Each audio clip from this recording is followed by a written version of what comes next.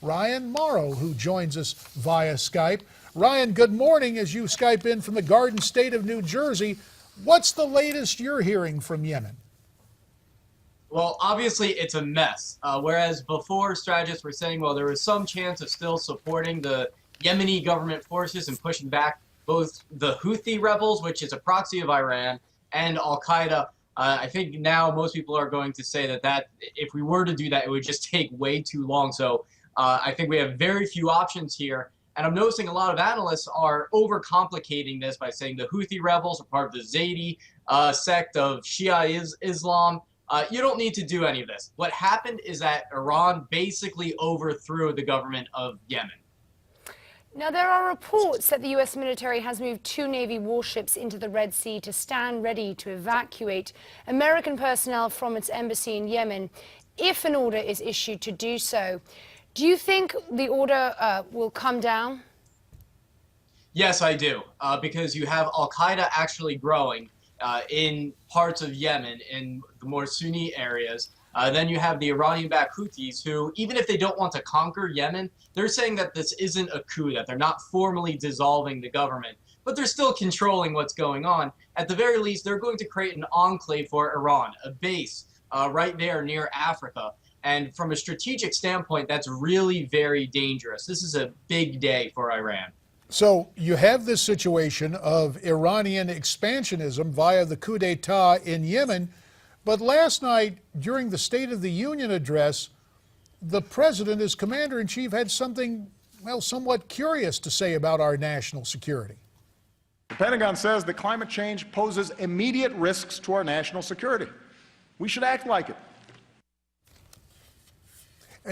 Ryan, is that really the talk in the Pentagon? Climate change, our greatest security threat? Not really. To be perfectly honest, have I heard a few people in the Defense Department mention it and characterize it that way? I have. But is that the overriding issue that they feel is their responsibility? No.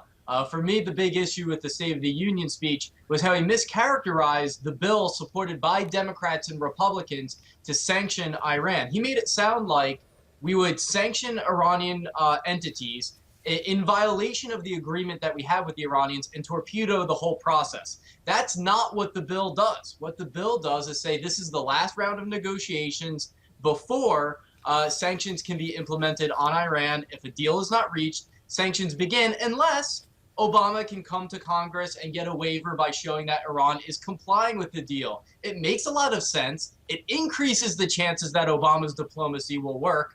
And I was really discouraged by how this was deceptively characterized to the American people last night. Now, Ryan, in his speech, the president asked Congress to authorize use of force against ISIS, but he did notably leave out any mention of al-Qaeda. Does the president no longer consider them a threat at this point, do you think? I think he does. The drone strikes are still continuing, albeit at a much slower pace.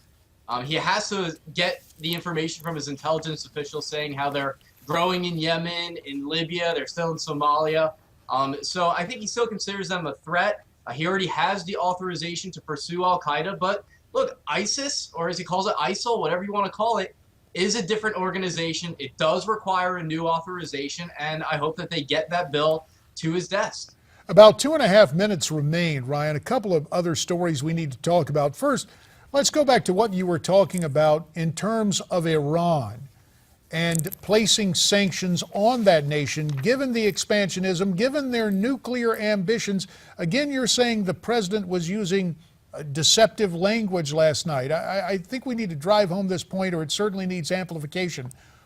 How do the facts differ from what the president portrayed in the speech last night? Here are the facts. Democrats and Republicans have come together in a major bloc in Congress to pursue a bill that would sanction Iran if they don't come to an agreement with the United States about its nuclear deal over the summer. According to this bill, sanctions would be immediately implemented unless the president comes forward and says Iran is complying with the deal and there's a reason for it to continue. Very reasonable. What Obama told the entire American audience was that this would immediately implement sanctions, therefore we would break the deal and the entire process would be torpedoed. That's not what's being proposed. Fair enough. Want to make sure we had that straight. There is something else. The headlines greeted us yesterday, quite disturbing. ISIS releasing that new video with 2 Japanese hostages demanding $200 million. With the minute that remains, what do you think the response of the Japanese government will be? Any chance at all that these 2 hostages might be recovered?